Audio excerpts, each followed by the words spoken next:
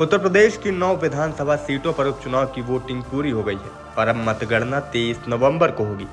उससे पहले हुए जारी एग्जिट पोल का रिजल्ट बीजेपी की अधिकतर सीटों पर जीत दिखा रहा है। इसी बीच यूपी की एक सीट की चर्चा सबसे अधिक है और उस विधानसभा सीट का नाम है कुंदरकी। एक मीडिया चैनल के एग्जिट पोल के मुताबिक यूपी उपचुनाव की 9 सीटों में 6 पर भाजपा, 1 सीट पर आरएलडी और 2 सीटों पर सपा लीड करते हुए दिखाई दे रही है।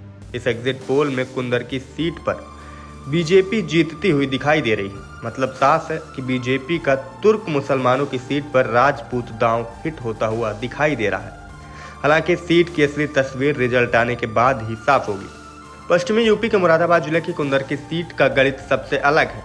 इस सीट पर मुस्लिम आबादी अधिक है और इसी वजह से इस सीट पर अल्पसंख्यक ही बहुसंख्यक है। तुर्क मुसलमानों के वर्चस्व वाली सीट पर बीजेपी ने मुस्लिम राजपूतों को साधने का बड़ा दांव खेला और इस सीट से रामवीर सिंह ठाकुर को चुनावी मैदान में उतारा। बीजेपी प्रत्याशी चुनावी मैदान में जालीदार टोपी और अरबी रूमाल पहनकर वोट मांगते भी दिखे, जिसकी काफी चर्चा रही।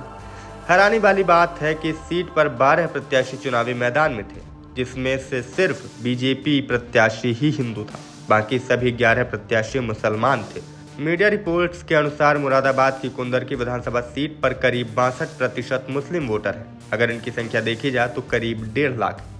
इसमें सबसे अधिक तुर्क मुसलमान हैं और बाकी अन्य मुस्लिम जातियां हैं। वहीं मुस्लिम राजपूत वोटर कुंदरकी में 45,000 के आसपास है।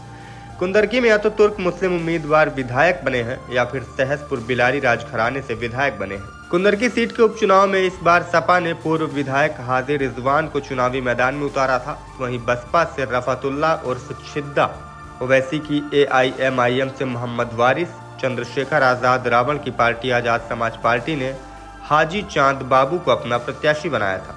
वहीं बीजेपी ने सीट से रामवीर सिंह ठाकुर को अपना प्रत्याशी घोषित करके अलग दांव चला था। सपा के कद्दावर नेता शफीकुर रहमान बर्क के निधन के बाद उनके पोते जियाउर रहमान बर्क ने संभल से लोकसभा सांसद का चुनाव लड़ा था और कुंदरकी की अपनी सीट खाली की थी।